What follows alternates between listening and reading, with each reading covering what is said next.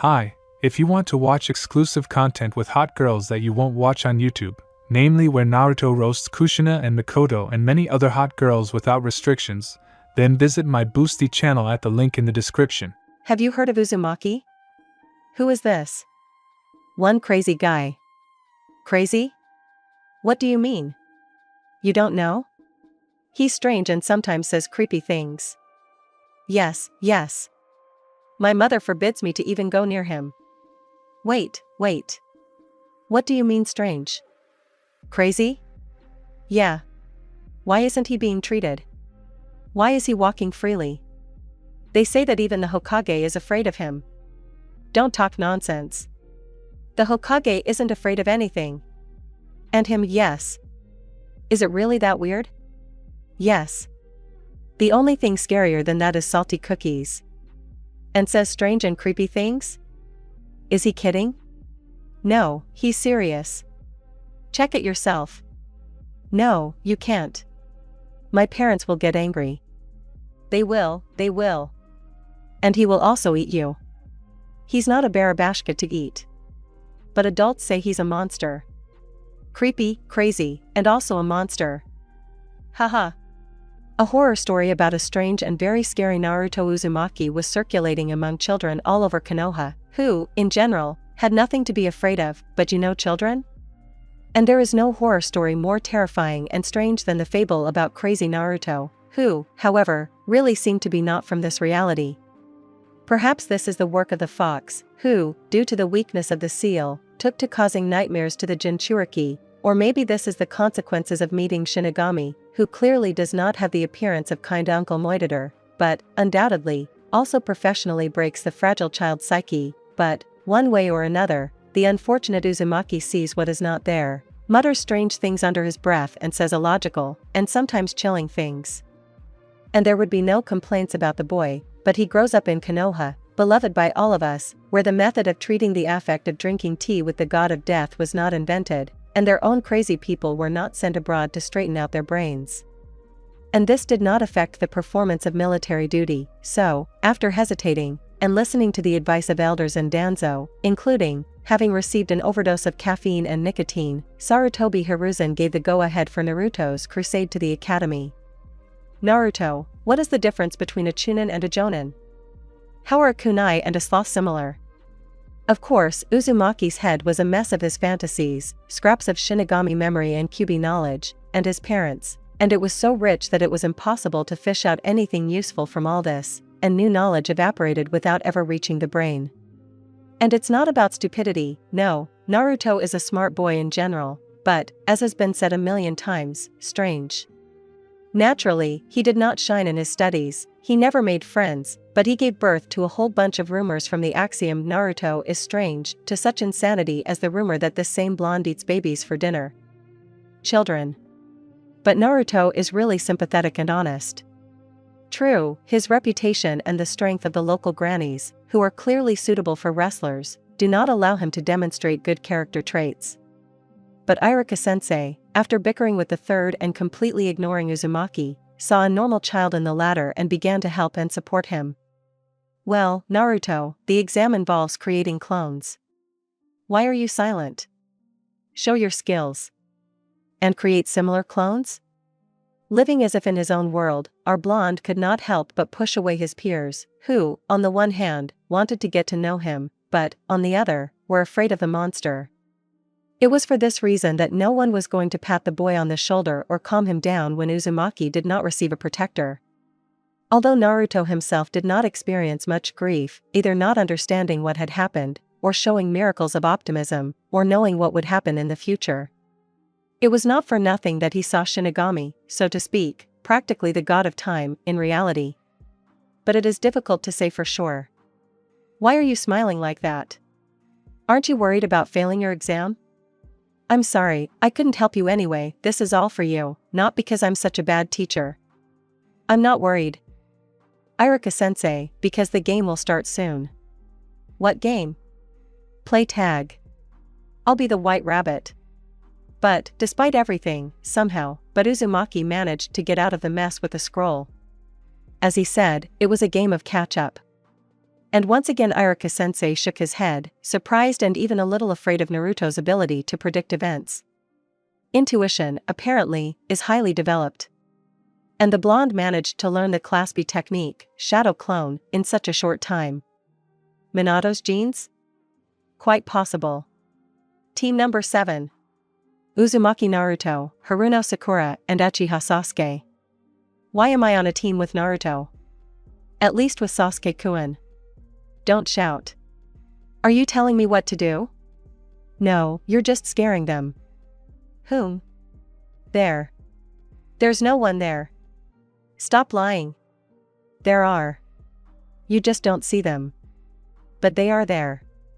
You're strange. By the way, everyone breathed a sigh of relief when they found out that Uzumaki was not on their team.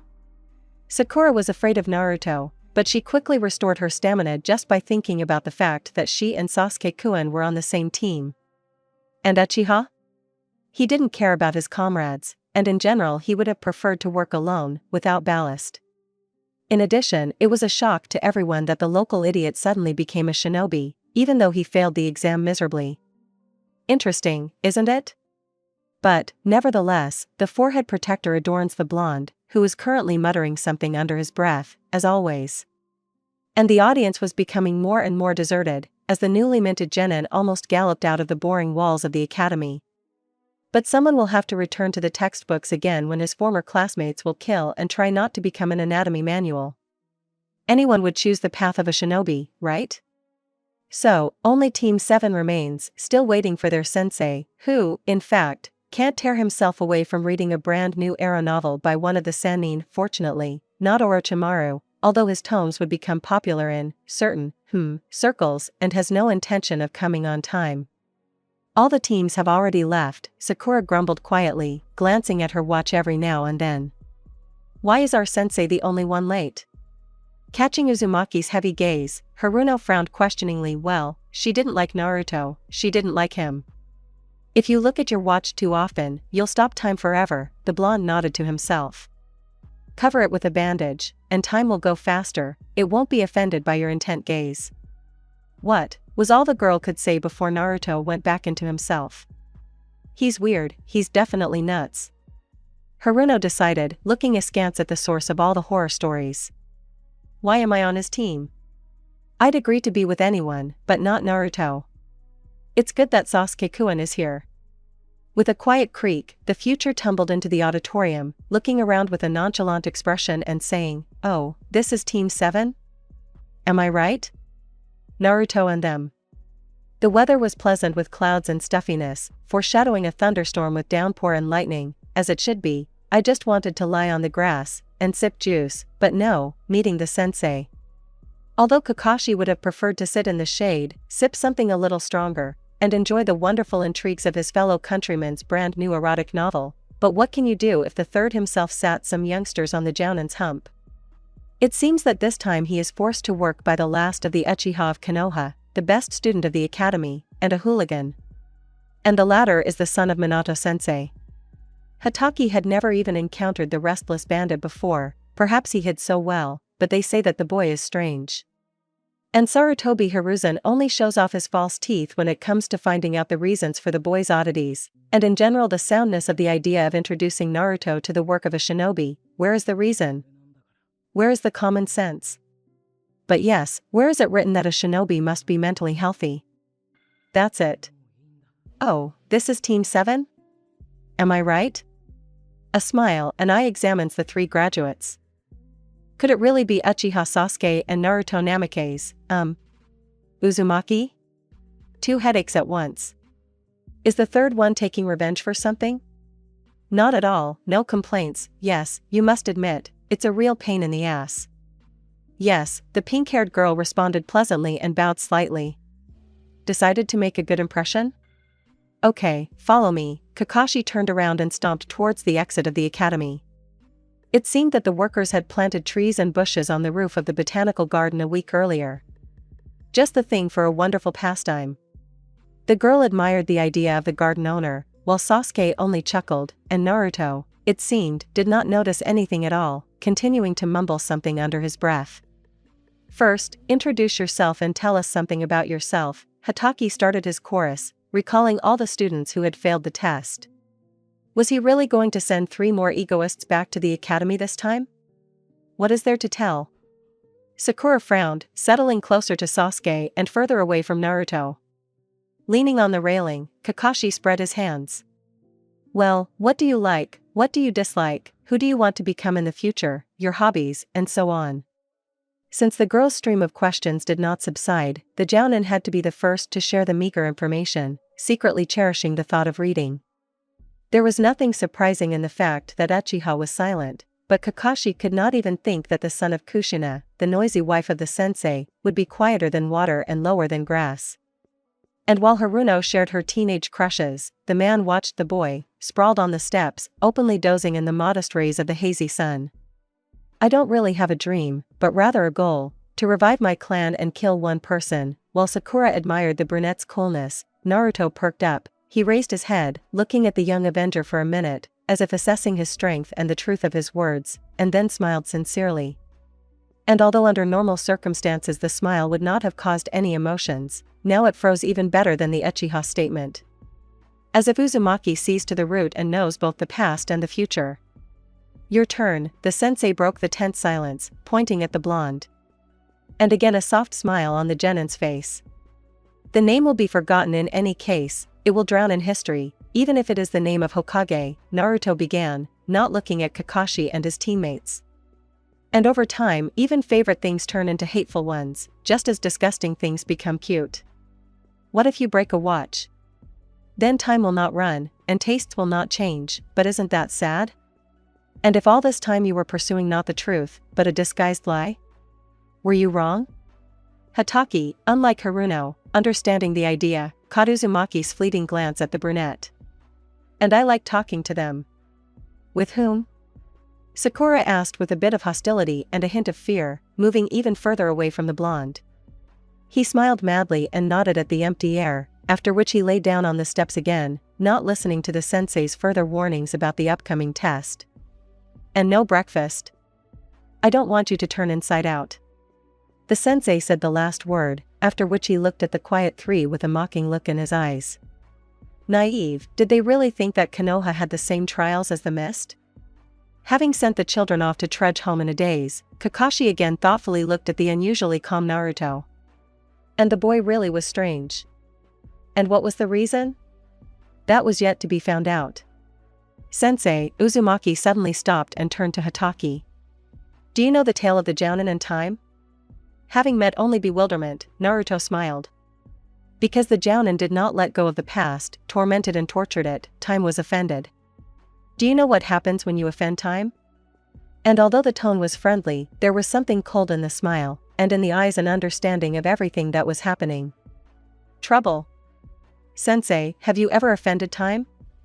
Leaving Hataki in a daze, Uzumaki said goodbye and walked away with a brisk step. What the hell? Kakashi smiled nervously, looking down over the railing, watching Sakura and Sasuke, and then the restless blonde, who decided to run home. Fourth, what changed your son so much?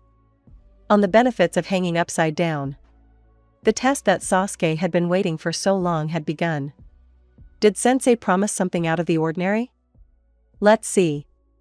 Watching from the foliage, Uchiha was just a little bit glad that the clingy Sakura hadn't tagged along with him, although she could have. Was he shy, or had fortune turned to face the favorite of the female part of the academy? But let's put these thoughts aside, because there was no girl in sight, but one unkempt pervert was very much so. Where did the information about the Jounin's love for erotic novels come from? Nothing is hidden from the eye of the all-seeing Sharingan, and, in general, it can be seen from the cover. There is plenty of such pulp fiction on the bookstores, which is a reason to shudder at the prospect of learning from a pervert from our already unfortunate and generally offended by the evil fate of the Uchiha.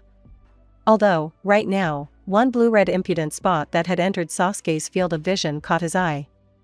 Are you busy? The source of the brunette's future troubles briefly inquired, throwing his dice nearby. And why, tell me, did Rikudo get this misunderstanding specifically about the Ice King of Konoha? Why didn't he go after Sakura? Or is he afraid of getting punched? The Uchiha was about to say a few kind words, but closed his mouth in time. Smart and well-mannered boys don't talk rudely. And they shouldn't talk to crazy people. Is Sasuke a good boy? And he thinks he is very good. Oh, lost soul. Don't stare at me, you'll have to sew up the hole yourself later, Uzumaki hinted too calmly, turning over onto his back. Is he trying to harass me on purpose, or is he really that much of an idiot? Our aristocrat frowned, but pulled himself together in time, remembering that he was not at a picnic, and stared with all his eyes at Kakashi, who was apparently happy with this arrangement, sitting on a stump and reading obscenities. And so an hour passed. So, are you going to take the bells? The Jounin asked sleepily, stretching and yawning sweetly. Was the book really getting to the boring part? I'm going. Now. With these thoughts, Uchiha threw a dozen kunai at Kakashi.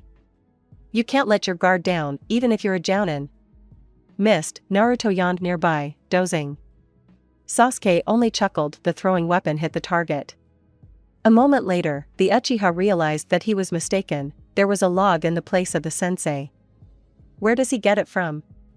Uzumaki chuckled, turning back onto his stomach and crawling closer to the gaps in the foliage. And Sasuke only frowned at his teammate, not understanding how someone like him, a weakling, a bungler, could understand that Hatake would use substitution before him, a genius from the Uchiha clan, and without even turning around. What's taking you? Sasuke asked sullenly, looking around the perimeter in search of a new hiding place. At this time, Naruto sat up and stretched his arms and legs. Log. Do you see a woodcutter anywhere? And a firewood yard? No? Then where does it come from? The blonde explained with a smile, as if he were a child or a mentally retarded person. Maybe from another dimension? And again Uchiha wanted to make a facepalm gesture. Every shinobi can perform this technique. But Naruto is right about something. Where do the logs come from? Realizing that he was behaving just like Uzumaki, Sasuke threw his childish thoughts far away and focused on more important goals. So, why is Naruto grinning so strangely? Not good, oh, not good. In general, when they grin with all their teeth, and so nasty, it clearly does not bode well for a meeting with Santa and the Easter Bunny over a cup of green tea. Although, drinking tea with non-existent shots is the prerogative of exclusively little girls and Uzumaki. Agree, seeing Sasuke riding a unicorn is the same as meeting death in a glamorous ultra-short dress with a small yapper in her purse. But at least seeing the second is not so explosive for the unfortunate gray matter. But we have nothing to lose, do we? Having changed his position, Sasuke was glad to be completely alone. But the joy was replaced by a silent scene in the form of Naruto crawling out into the light of day. A miracle happened. He didn't care. Oh, no, he went in the opposite direction from the Jounin and the bells. The Uchiha looked out from the bushes with interest, noting with his peripheral vision a curious pink crown sticking out of the tree crown on the other side of the clearing. What was this crazy guy up to? Did he just want to leave? Or was he preparing some kind of plan? The brunette even began to burn himself out about the paranoid thoughts that had appeared regarding the orange boy, because it was simply unrealistic to tear himself away from contemplating this scene. So, he approached the pillars. What? The aristocrat was completely distorted when the boy, with the imperturbability of that very mountain, took and brewed ramen. And he, by any chance, hasn't gone blind? Kakashi is vigilant. However, his psyche was no less broken, and the template was torn apart by the antics of such a quiet-looking Naruto. But Hatake woke up in time and took the food from the genin, who was quite upset by this fact, and who immediately declared to the Jounin. So, your conscience allows you to take food from the poor and wretched, and such a heavy sigh of disappointment at the end. The stunned Jounin let the poor and wretched go free, after which he stood in a daze for 5 minutes until Sasuke threw shurikens and kunai at him again. Little brat, Hatake said to no one in particular, again saving himself with the substitution technique. Annoyed by yet another blunder, Uchiha changed his location again, moving further away from the pond. Sensei had already disappeared, as had Haruno and Uzumaki. Where, by the way, had that psycho gone? The solution came at the same time as the girl's screams. There he was, hanging upside down, caught in a simple trap. Even those who weren't shinobi could do that. That's right, he was a fool. You're a fool, Kakashi confirmed, appearing out of nowhere in front of Uzumaki. To fall into such a simple trap. Naruto nodded at Hatake, with a smile that seemed to be either superglued to his face or was his default function, to which Hatake sighed sadly. A shinobi must see the inside of the inside. Well said, but even the greats did not always adhere to this. You can't see your own insides. This is what distinguishes wise men from simpletons, the blonde put in his 2 cents, relaxing his whole body. Before the Jounin could marvel at Naruto's words, he broke all the philosophical gooseberries. And hanging upside down is also useful. Firstly, the mind works better, and thirdly, it relaxes you. Without even trying to understand the hidden meaning of the phrases, Hatake rolled his eyes and disappeared in order to stir up the third genin on the team. And while the fight between the 2 Sharingan bearers lasted, Uzumaki basked in the sun. When it was time for the circus to leave, the timer rang, the dejected Sasuke and Sakura slapped against the pillars, but, finding no trace of Naruto, suddenly perked up. At least the girl did. Where did that crazy guy go? He's probably chatting to himself again somewhere in the forest. He didn't do anything. Lazy bones.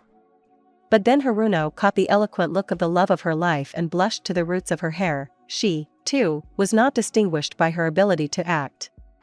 And while the genin were resting and anticipating further events, the Jounin went to look for Uzumaki. Still here? Kakashi was amazed when he found Naruto still hanging on that tree. Can't you really free yourself? Why not? The genin was genuinely surprised. I told you that hanging your head is good for your brain activity. Well, snorted Hatake, fishing out a kunai in order to free the proud sufferer from the grip of the vile rope, when Naruto had already landed on his native Mother Earth, staggered a little, but remained standing. So, he could have done at least something useful instead of lazing around, the little parasite. Couldn't Sakura and Sasuke take the bells? Couldn't they unite? The blonde muttered under his breath, but the sensei took the question. If you know that the essence of the test is teamwork, then why didn't you contribute yourself? Hatake asked with a hint of irony, following the boy to the 2 genin. Sensei, so who will listen to me? The boy shrugged easily, breaking into a run with a laugh. Jounin had no choice but to once again raise his eyes to the sky, sigh heavily, understanding the reasonableness of the statement, and go to the troika in order to once again begin the session of horror stories. And Sasuke was already pretty fed up with Sakura's company, but Uzumaki, who flew into him at speed in a swallow pose, brought back the desire to communicate with Haruno, but only if Naruto right now falls into the abyss and no longer cripples his aristocratic and genius body. Under Sakura's screams, Naruto's laughter and Sasuke's grumbling, the furry polar animal came, leisurely waving its huge tail and baring its sharp snow-white teeth. What did you think? When there is, perhaps, the only person in the world who has ever had tea with Madam Old Woman with a scythe at your side, then troubles and misfortunes simply pour out like from a cornucopia, decorating the previously calm routine with rows of small and not so small failures. So what problems? Sasuke, who has already figured out the trick, can calmly answer, huge and well roasted. So, the fact that my previous FIC, or rather, this one, was deleted has 2 huge advantages. I added it normally, as a FIC upon request. I finally realized how cool it is to save fics in Word, smiley face. Of course, it's a pity that previous readers may not find the FIC, and it's also painful that the ratings and comments have disappeared, because it was so pleasing to my eyes in difficult moments of everyday life. So, my new and old readers, my beloved and, naturally, dear ones, I'm waiting for your responses. Even though the oldies read these parts, well, Lemonchick was sad to discover the absence of a FIC, and I'll run to a trial run in social studies. It's a pity that I didn't have time to answer all the comments, sad face. And yes, I live in Karelia, in the capital itself. Yes, graduation is coming soon, and maybe I'll think about the character gimmick of this Naruto and from the manual, laughing face. About cats and dogs. Sakura, for whom this week was full of nothing but problems, was about to rebel when her team was assigned to find some ragged black cat. And first, this crazy idiot appeared on the team with her and her beloved Sasuke-kun, then Kakashi-sensei scared her that she, the best student, would never become a kunoichi, and then they made her clean the toilets. And at this time Uzumaki was shirking. But it was scary to hit him, he was creepy. The girl shivered, sitting on the bench and waiting for her teammates. However, it was all the fault of stupid old man third. Harmful old man. And it would have been better to leave her alone with Sasuke-kun. Yes, it would have been better. Uchiha appeared on the horizon, and along with this, Haruno's mood grew exponentially. Sasuke-kun and she would be alone for some time. They say correctly that love works wonders. But even after all the attempts to seduce the obstinate brunette, Uchiha paid the bare minimum of attention to the screaming girl. And that was because her back was covered in something white. Turning his lazy gaze to the bench, Sasuke decided not to sit next to the fan. He realized that it had recently been painted. Holding back a malicious grin, the noble genius again closed himself in his thoughts about revenge and the fact that he would be proclaimed the coolest Uchiha, and in general. And the annoyed Sakura stopped spinning in place, noticing the bright face of their sensei, waddling towards the meeting place with a clear desire to forget about everything in his eyes. Sorry, I was helping the old librarian carry some books. Hatake waved him off in his usual manner, but noticing the absence of one element of their team, he asked, "Where's Naruto?" "He's wandering around somewhere, like always," the girl exhaled resentfully and quietly added, "I don't care whether this strange one will be here today or not." And the wait would have gone on forever. If something shaggy and with cat ears hadn't fallen out of the nearby bushes. Guess who could put on a dirty and moth-eaten fur coat in the summer? Of course, Naruto Uzumaki. He answered all the questions with a completely crazy smile, as it seemed to Haruno, as if he was mocking and generally planning dismemberment. "Sakura-chan, you can't catch cats with white. They like black," the blonde nodded like a dummy. And only now did Sakura realize that the bench was painted.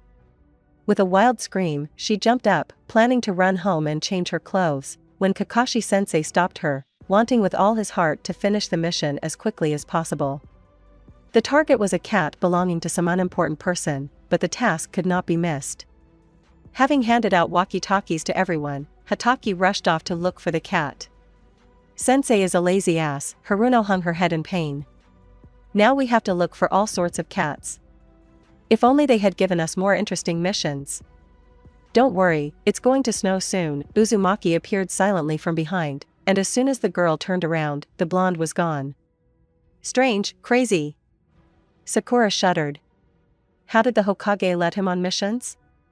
He does nothing and only scares. Idiot. And yet, why did he put on a fur coat?" Sitting on a tree branch, waiting for the cat to appear, which, as Sasuke-kun reported, was running in that direction, Sakura dreamed, now she will catch the animal, and Sasuke will understand what a talented kunoichi she is. "Chernish won't come here." Haruno was so surprised that she almost fell into the nettle bushes. "Idiot. Why are you scaring me?" Uzumaki just shrugged, as if it was unintentional, and leaned against the trunk, sitting on a nearby branch. The girl irritably clicked her tongue and returned to watching the square. And soon the sensei's voice was heard from the radio, who stopped waiting for Sakura, telling her that the beast was moving towards the city. Haruno looked at the young fortune teller with fear, but knocked all thoughts about the paranormality of what was happening out of her head. The pink-haired girl was already starting to get angry. "Do you think I believe that you are such a cool clairvoyant?" Sakura decided to tease the boy. "Idiot. A crazy idiot, that's who you are. Why did you even put on a fur coat with cat ears?" And Naruto just smiled. "Dogs catch cats better than cats." Sakura started to have a nervous tic. He was making fun of her. There were rumors at the academy that her classmate was the incarnation of a demon and a Shinigami in one bottle, but did smart girls fall for that? No. And all the younger students believed it. They were afraid of the silent boy. But the older ones, as Kiba and Ino, who for some reason began to like such nonsense, told us, were waiting for Uzumaki at every corner in order to beat him up, but the blonde head disappeared as suddenly as he usually appeared. And anyway, why was Haruno Sakura's, head filled with all sorts of weirdos and fools? "How was Sasuke-kun?" "You're wearing a cat costume," the girl grumbled, jumping off the branch. The mission was still on, and Kakashi-sensei and Sasuke-kun were already in the village. "It's a dog." The local madman caught up with the pink-haired girl. "Not a cat." "Cat ears, genius." The girl shook her head in annoyance, tearing the hem of her dress from a treacherously prickly bush that decided to leave her, so beautiful and smart, here in the forest and make her the queen of nymphs. Well, or Konoha's Eve. Dogs have different ears, Naruto sniffed, standing next to his teammate. She measured him with a look that burned holes even in titanium and just hissed, as if to say, a little child. In general, Haruno had nothing against blue-eyed blondes and children, but this detachment from this world irritated her. Nothing to do? Can't she speak clearly? She only fools around and scares children. And dogs always know where cats are. Now Chernish will come running here, smiled Uzumaki, wrapping himself in a fur coat. Cats love dogs. Idiot, Sakura decided, leaving the thorny bush to Ku alone. So, where's Konoha? Catch the cat. Kakashi-sensei commanded, like a forester with a chainsaw, suddenly jumping out from somewhere above, and before that, something dark flew right in front of Sakura's nose, which turned out to be the sought-after animal. Sasuke rushed after the teacher, but stopped abruptly, sullenly looking at how Uzumaki calmly stroked Blackie. Truly, Naruto is amazing. Sakura gritted her teeth, and Hatake happily pulled out his favorite book from his pouch. The girl did not know the contents of which, but she was sure that it was something serious, for example, the code of honor of the shinobi. In the end, the cat was delivered to its owner, who began to cuddle his Hanamaru, and Sakura was once again convinced that Naruto was strange. For example, his logic that cats love dogs. But Hanamaru jumped right into Uzumaki's arms. Truly strange and even a little, just a little, scary. About all sorts of grandchildren, princes, and cats with blue-green eyes. If you are full of strength and energy, then all that remains for you is to become the ruler of the entire village. And if all sorts of old men interfere with this, then there is nothing left to do but kill the impudent man who dared not to give the title to the most worthy.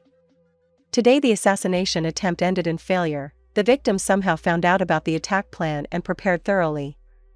And the fact that he, a small terrorist, stepped on the end of a stupidly long scarf, that was the machinations of the elders.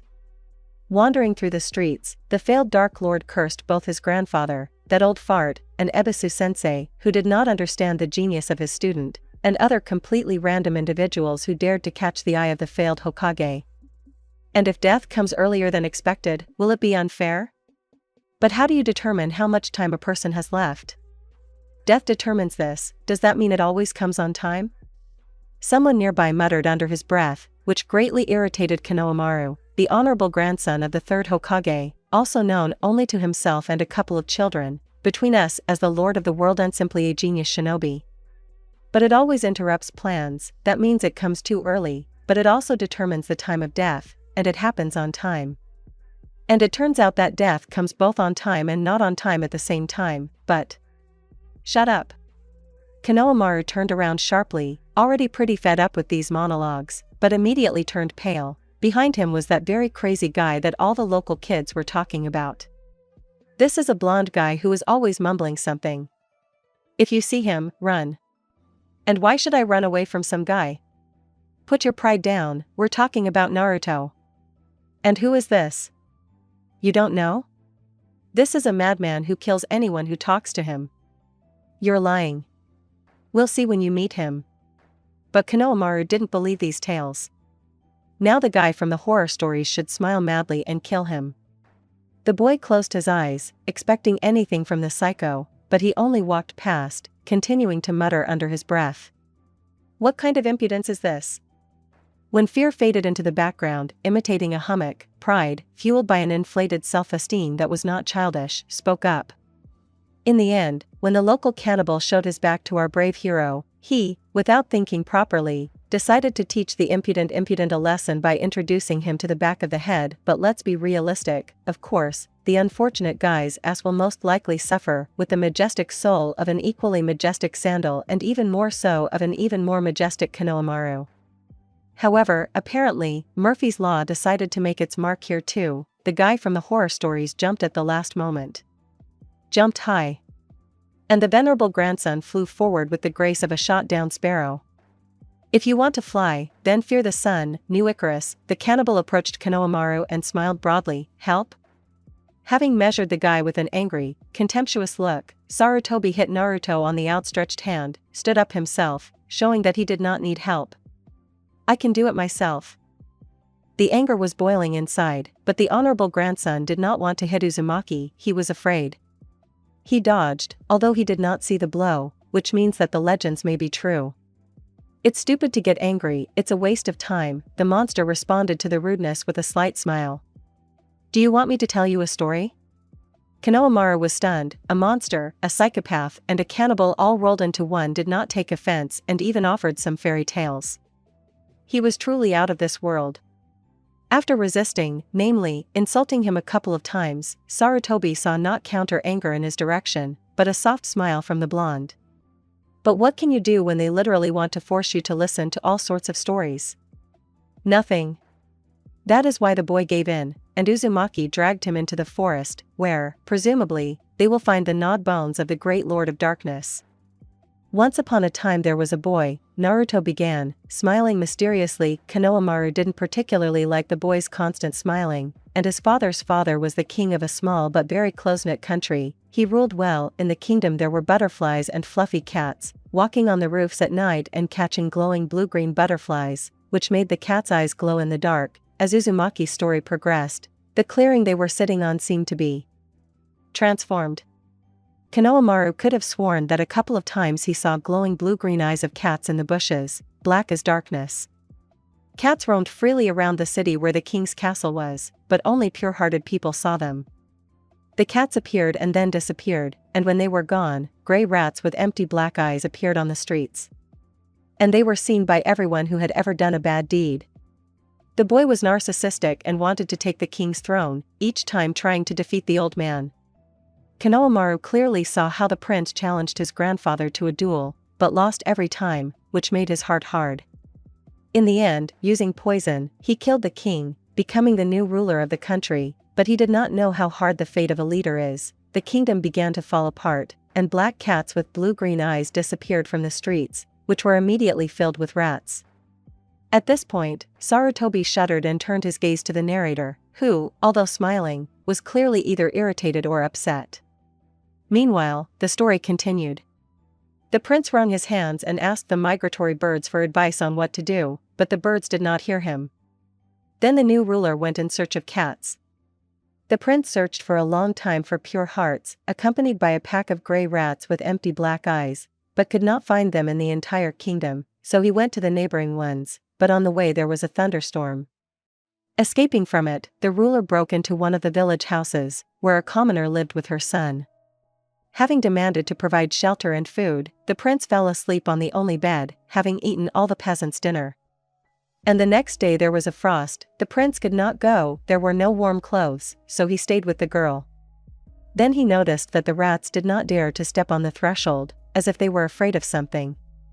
Having lived with the commoner for a few more days, the prince fell in love with the girl. "Stop!" Konohamaru protested. "I can't stand sappy fairy tales for girls." And the boy wanted to say another word, but seeing Naruto's gaze and the smile that had become frightening, he swallowed quietly and fell silent. The feelings were mutual. But one day the girl's son went for a walk and fell ill with an unknown illness. The prince got scared and went into the snowstorm and frost to look for doctors, but quickly got tired and froze. Then, in the forest, between the trees, he noticed blue-green eyes watching him with inquisitiveness. It turned out that the very cats that catch butterflies live in this forest. They warned the prince and went with him to help the boy. And the rats disappeared, as if they had never been. The prince went into the house of his beloved girl.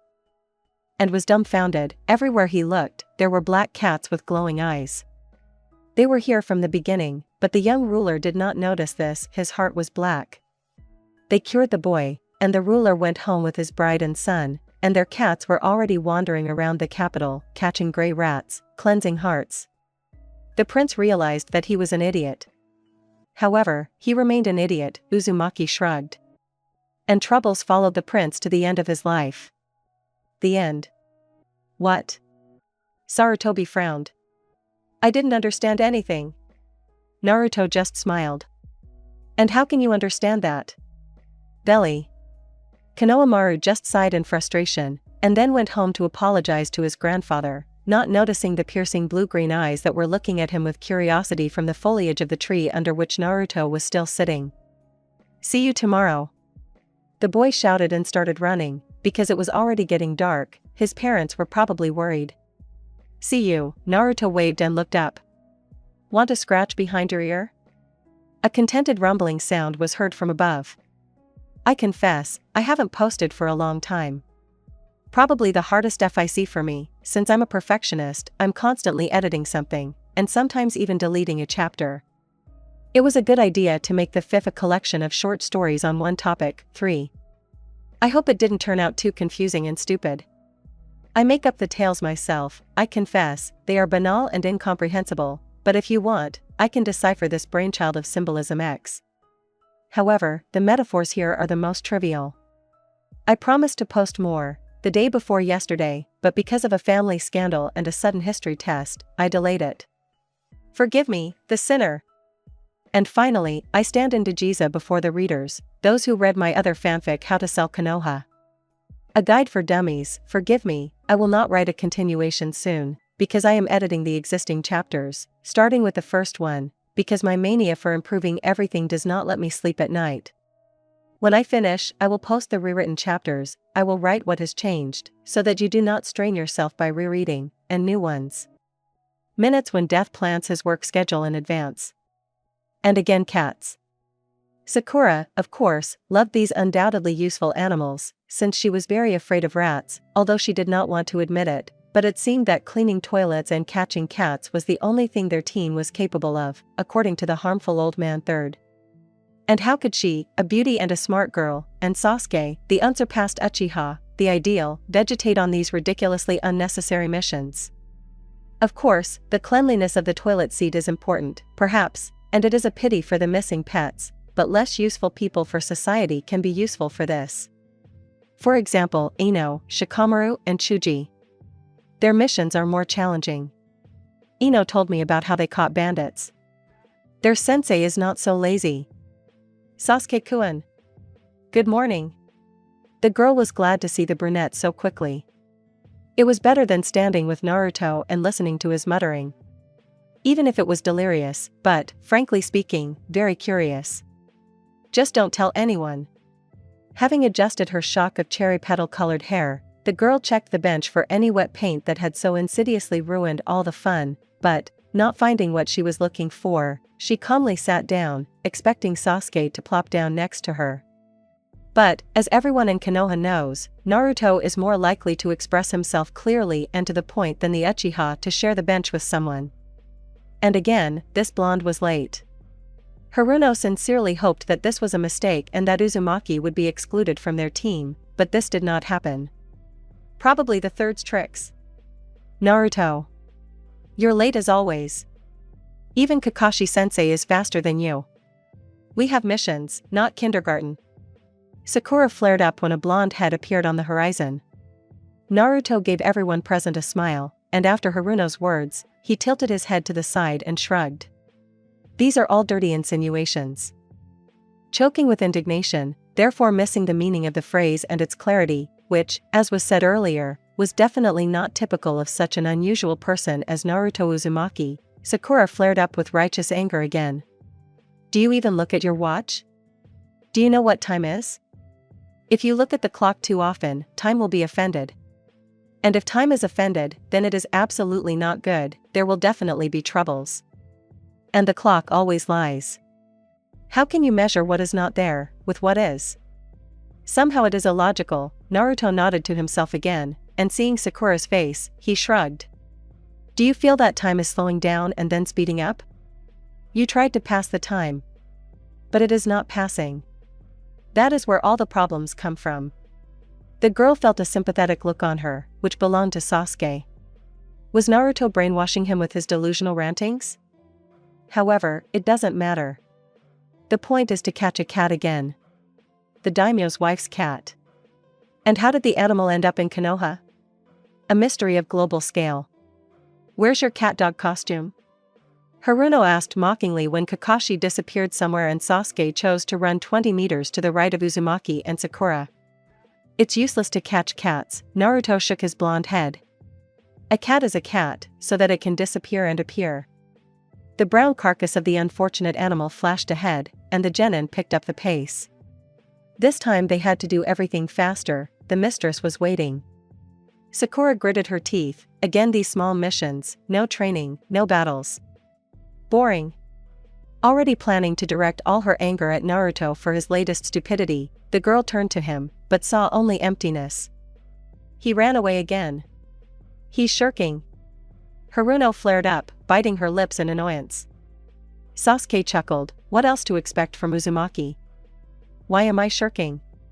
If there is nothing to do, then it is impossible to shirk, was heard from the right of the Uchiha so suddenly for Sasuke himself that he almost got tangled up in his legs, but he stood his ground.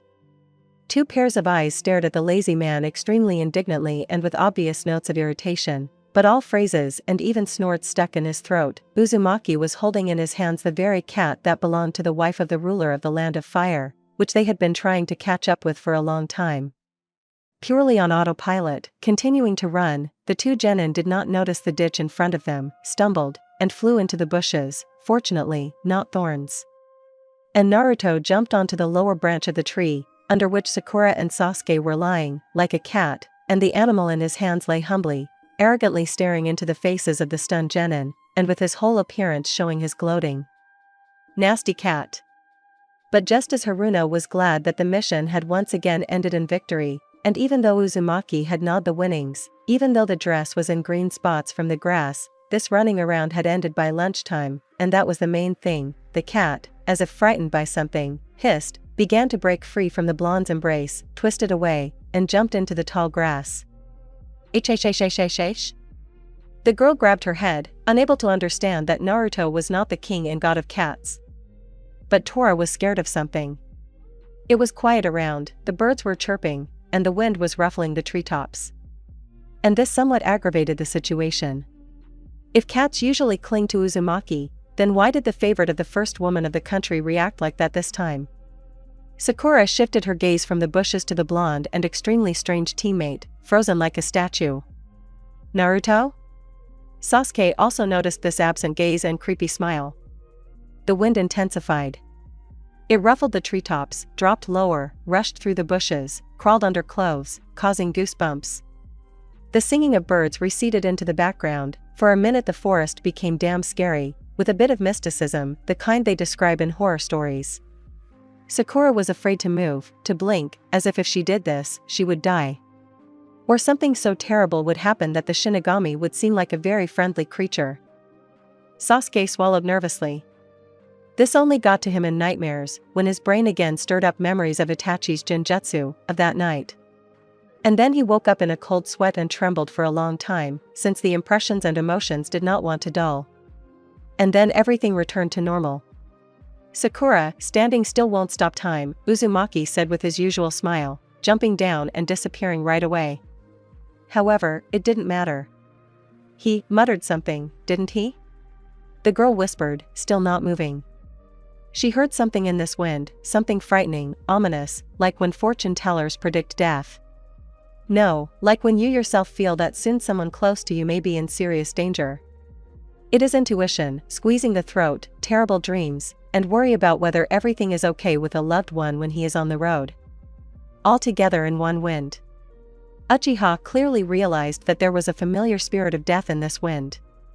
And Naruto, standing calmly, breathing deeply, with this smile, as if nothing was happening to him. No, the absent look was actually thoughtful, and the smile was a dream under the oppressive aura of death. And it was really creepy. Having driven away the obsession, Sasuke chuckled at Sakura's question, showing indifference with his whole appearance, jumped onto the branches, and ran after the cat. It's all imagination, insomnia, and irritation from monotonous simple missions. And there is nothing scary or mystical in Uzumaki, he is not familiar with death and the wind was ordinary. It's easier that way. Haruno watched Uchiha with mixed feelings, looked around hesitantly, thinking which way to go, bit her lip, this idiot Naruto couldn't be so creepy. Imagination. If Sasuke-kun didn't feel anything, then it was her, Sakura's, problem.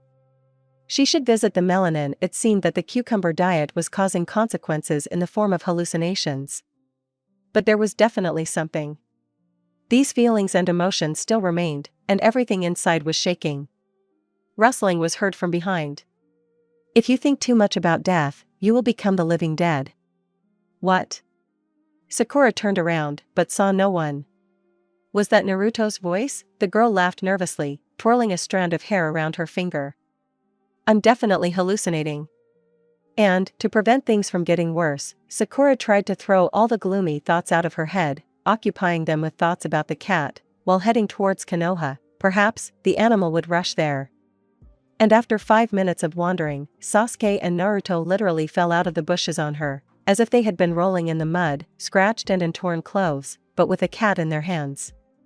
Toru was holding Sasuke, while Uzumaki was pressing him into the ground without an ounce of remorse on his shameless face. This idiot can't be creepy, Haruno and Uchiha decided internally, glancing sideways at the detachedly friendly-looking Naruto. Conversations with emptiness. Ino hated going to the hospital. Doctors were always trying to take blood, and nurses were chasing her away, saying that patients were waiting and you were just getting in the way. But an even more important reason to dislike this place was the layout of the building itself.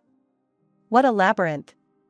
And so, having received a very deep wound on her knee as a result of walking someone's dogs, Yamanaka reluctantly trudged to the stronghold of Shinobi with neutral chakra and the habits of Ripper. If you just smear it with green paint, the pain will go away in about 5 days, not counting the future bruise, and the view of your beautiful legs will be spoiled. All that remains is to surrender to the maniac doctors. It was with such gloomy thoughts that Ino met the building with a cross. Does it hurt now? The medic inquired, removing her palms. The green glow went out, as did the burning. The blonde nodded, reluctantly acknowledging the usefulness of people of this profession, carefully slid off the couch and walked around. No scratches, no bruises, no pain. As if nothing had happened. Having thanked the woman, the girl went out into the deserted corridor.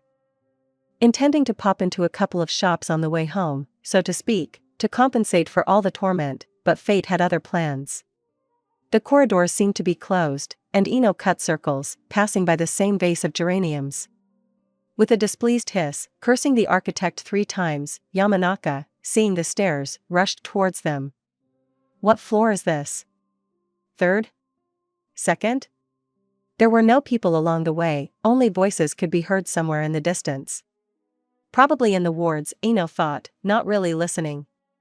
Having gone down 1 floor, the girl pulled the door, but it didn't budge, apparently it was locked. It would have been reasonable to go back and start over, but that floor was already a pain in the ass, and the stairs were still going down. And again the same situation with the door. Cursing, Yamanaka went down even lower, where the stairs ended. Without reading the hieroglyphs above the doors, the girl entered a not very well lit room. On the left-hand side there was a table with a pile of papers on it, and on numerous shelves there were vessels with various liquids gathering dust. Wincing from the strange smell, Ino slowly and quietly walked on, largely due to the silence pressing on her ears and this strange smell, which discouraged her from swearing. And gradually the silence was diluted by indistinct muttering. The room Ino found herself in was relatively small, and opposite the entrance there was another door. Carefully opening it, the blonde looked inside.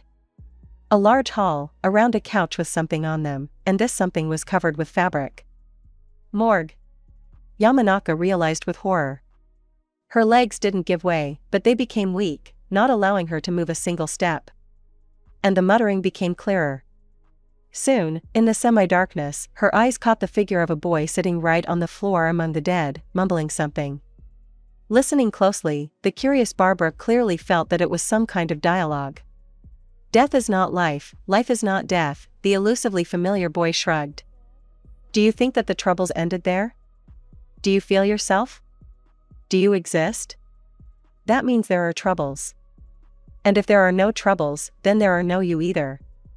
The blonde head, the way he spoke, could it really be Naruto? Ino swallowed, pressing herself against the wall, afraid to interrupt the dialogue with the void, but she did not stop eavesdropping. Of course, it had long been known that Uzumaki was very strange, not of this world, but usually he mumbled, but indistinctly, as if to himself. But now the atmosphere was frightening, like a horror story before bedtime. No more than you, Uzumaki continued, everyone here is strange. What isn't strange? What is right and what is wrong? And it's only you who think so, there was a smile in his voice. Naruto spoke as if there was an invisible interlocutor somewhere, who could be understood without words. The lights occasionally flickered. Uzumaki, despite the fact that he was talking to nothing, seemed less strange than usual. And this was expressed in the understandability of his muttering. There was a fog around the boy? Some kind of haze barely visible to the eye, in which human figures were occasionally discerned. Having thrown off the images that came to mind, Ino blinked, and the visions disappeared, only the cold wind walking along the floor still brought thoughts of the otherworldly. As, incidentally, did his former classmate, talking to himself. Why did you die? Uzumaki drawled thoughtfully, and goosebumps ran down Ino's spine. It seemed that now the blonde would give an answer to this question, give an answer to the eternal topic of death. Her heart seemed to beat louder and faster, deafeningly and too fast. Afraid to move, the girl from the Yamanaka clan clung to the doorframe, even holding her breath in order to hear everything, but Naruto acted differently than the girl had thought. You'll find out yourself, the blonde purred. Right? And turned in the direction where Yamanaka was hiding, looking out impatiently. His heart skipped a couple of beats, and his eyes darkened. Ino only remembers that her legs carried her forward. Not making out the road, and the intense gaze of blue eyes with a certain amount of mockery throughout the entire journey out seemed to drill into the back of the unwanted guest. And a smile that was strange for Naruto, not soft, but truly crazy. Yamanaka felt that she had opened the wrong door, had seen something she shouldn't have. But inside there was a firm conviction that when a certain time came, this secret would be revealed too. And even if not completely, this would certainly be enough. Already standing at the counter with low-calorie sweets, Ino still couldn't get over what she had seen and heard. Thoughts swarmed in her head, and a chill ran down her spine. The morgue is not a place where you can go alive without an invitation, sounded in her ear. Horrified, Ino raised her head towards the sound, but saw the seller with a shining smile. Asking again in a trembling voice, the girl received an answer. I ask, maybe I can advise you something? Having muttered the order in confusion, Ino took the bag and quickly left, leaving the seller standing there with a puzzled look. And already being at home, having thrown all thoughts of the dead and Naruto out of her head, she, having read a couple of books in order to wait for the evening, having wished everyone good night, went to bed, although sleep did not come. All sorts of nonsense and horrors crept into her head until fatigue took its toll. Naruto, sitting on the roof of her house, waited until all the lights in the windows went out, raised his head to the sky. The sun was hiding behind the horizon, a cool wind ruffled his clothes and hair. Summer nights are truly beautiful. All sounds faded away, in other houses people also went to bed, the noisy daytime life gave way to a dangerous night life.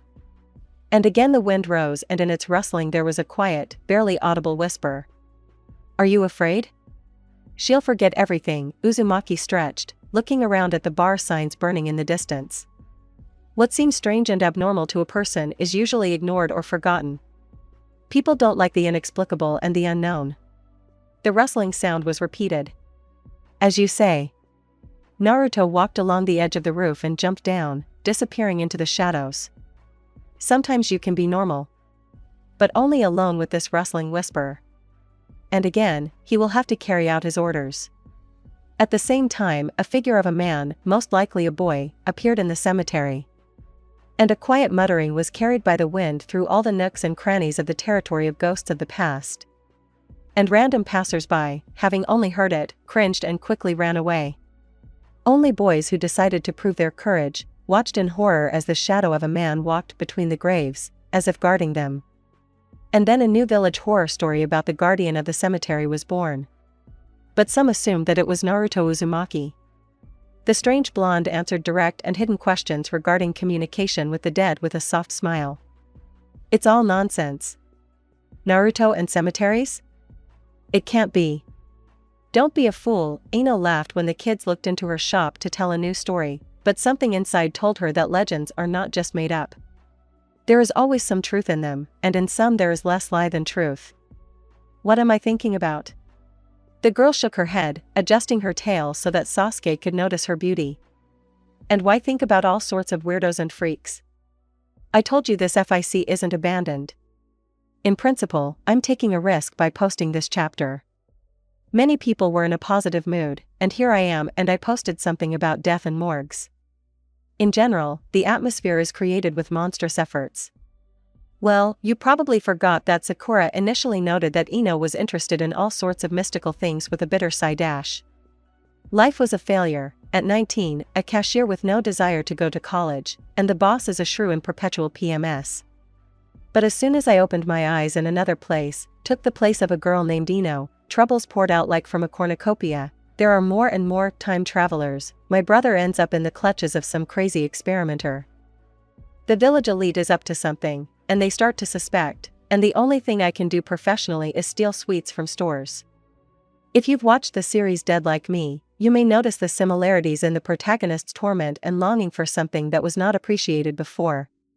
It is written in the first person. There are changes in the canon. Sakura is friends with Ino and other little things. The canon is practically not mentioned, i.e. there is no friendship with Sasuke and the unfortunate Naruto, but different aspects of the life of the Yamanaka clan are revealed.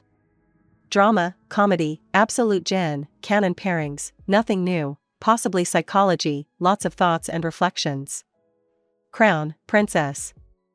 Hinata felt like an odd one out in the clan.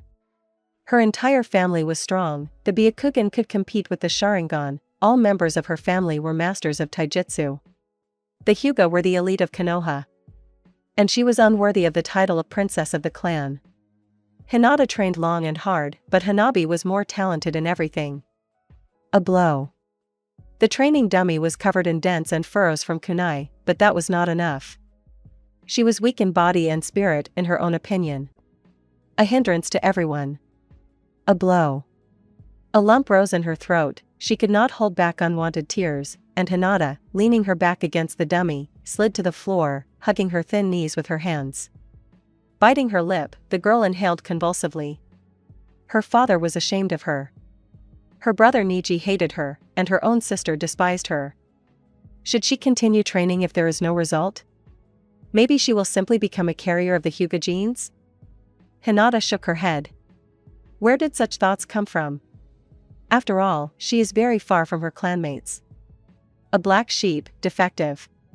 Superfluous. Then why are you beating your fists until they bleed? A familiar voice. Hinata shuddered, jumped away from the target, looked at the uninvited guest and almost coughed. Naruto was sitting on the training dummy, tossing 2 apples from hand to hand. You're strange. Are you afraid of troubles? How did you get here, Naruto-kun? Hinata wanted to ask, but hesitated, blushing. How did he get past the guards? How did the Byakugan not see him? Do you see everything yourself?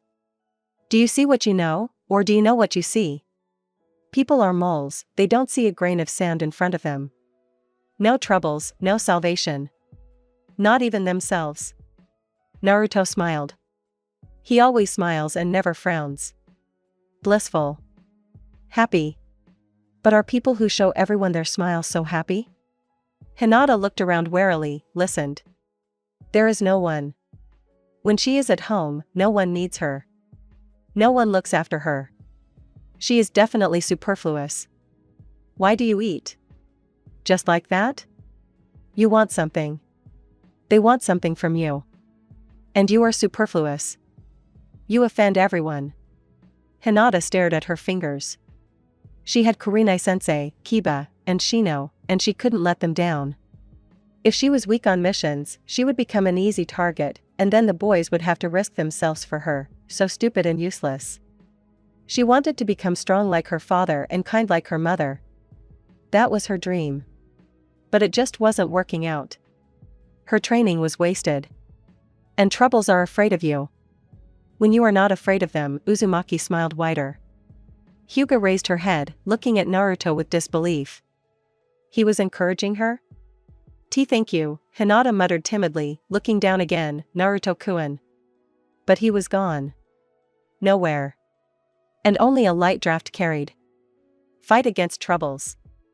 The girl smiled to herself and glanced sideways at the mannequin. 32 touches of heaven. Hayashi, leaning against the wall, unseen by Hinata, watched his daughter.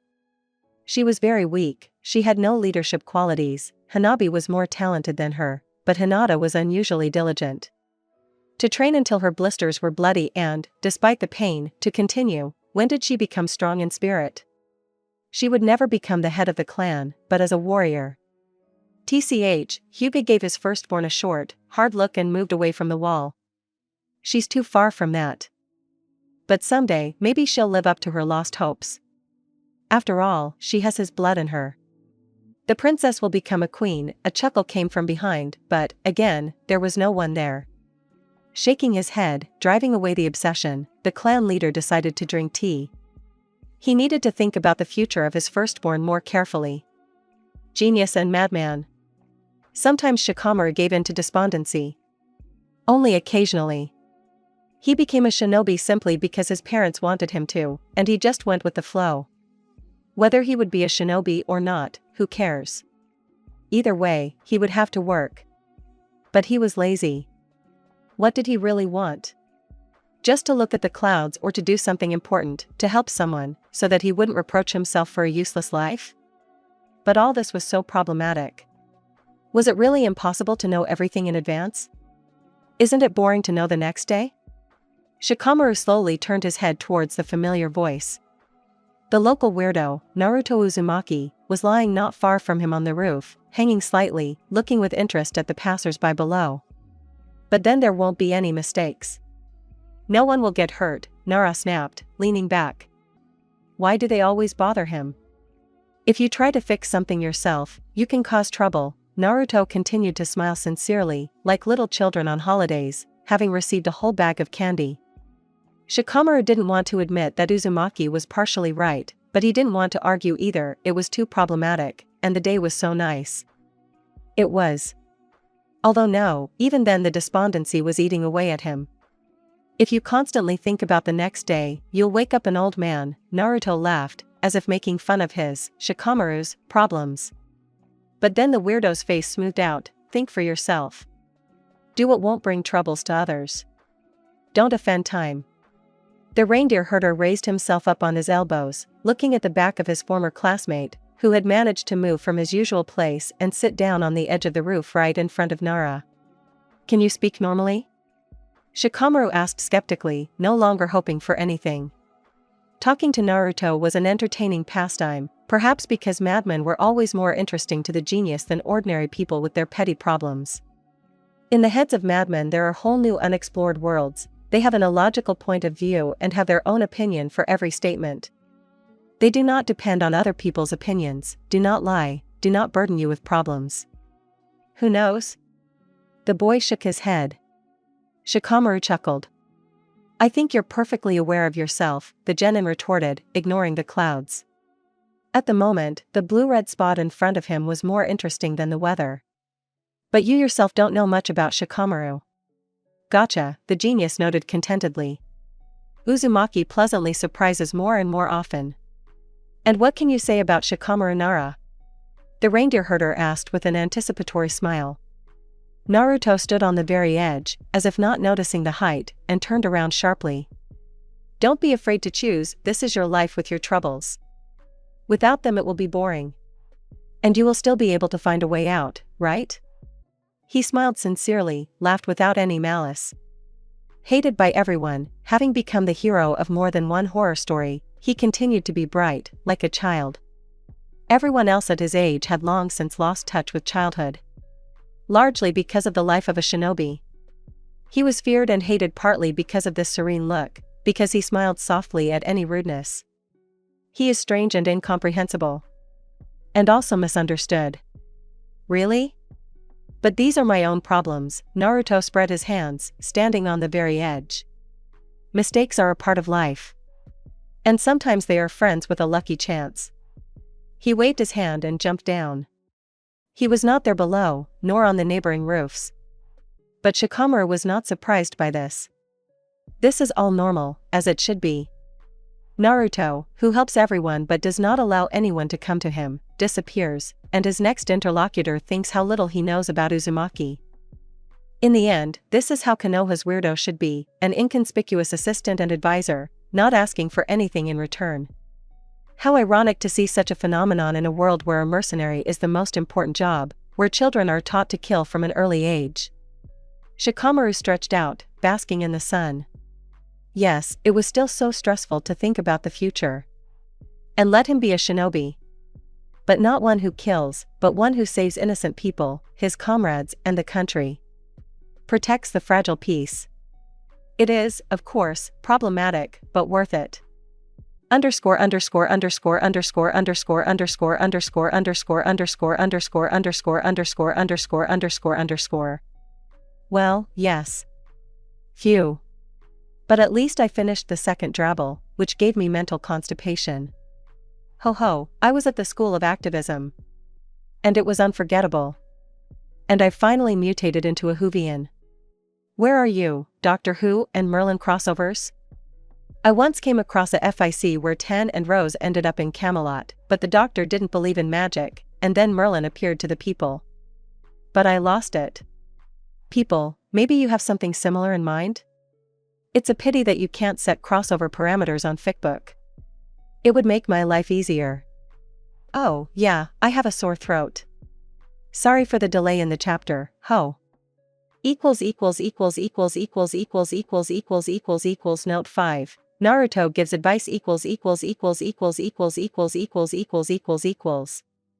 Part 1, The Kindest Man. The shinobi of the Land of Fire, without wincing, cut the traitor's throat with a kunai. The latter, making a gurgling sound, slipped out of Ryo's weakened grip and fell from the branches to the ground, sprawled in an unnatural position. The winner chuckled, casually wiping the kunai on the moss growing on the bark. They had once been friends, but the war had forced them to fight against each other. In this battle, it was clear from the start, the one who proved his composure and loyalty to his homeland would win. Chuji put the book aside. What could be worse than this plot? Couldn't they have solved the problems in a different way, without turning against each other? After all, wars were invented by idiots. That's right. Fools playing with other people's lives. Outside the window of Choji's room there was an old tree, on which birds had built nests. Every morning they started their song, waking the boy up several hours earlier than expected. But could he be angry with them? Thanks to them, he managed to do everything, and the trill delighted his ears every time. Choji treated his peculiar neighbors with love, leaving a treat on the windowsill, a handful of seeds, a pile of cereal or a sliced apple. And the birds were not afraid of him at all. But now the winged ones flew away screaming. The reason for this was a shaggy boy in a shabby t-shirt and shorts, standing on the window frame. Choji could not help but know this eternally smiling face. Legends have always circulated about Naruto, and every junior schoolboy tried to bombard all the classmates of the strange Uzumaki with questions. But it's not about how famous Naruto is, it's about what he's actually doing on the second floor of a house located in a gated community. Almost anyone, if someone's life falls into his hands, will start playing with it.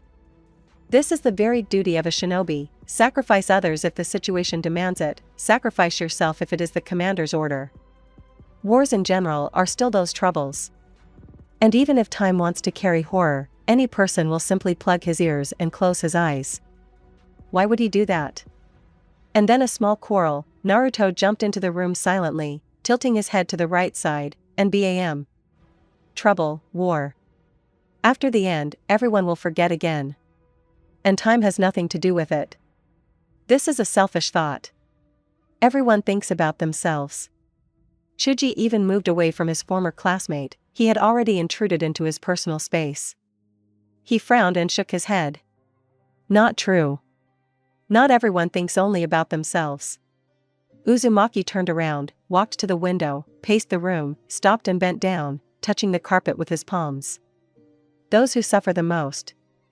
And, not giving Akimichi a chance to get a word in, he continued, lifting his feet off the floor, you keep other people's thoughts, secret mysteries.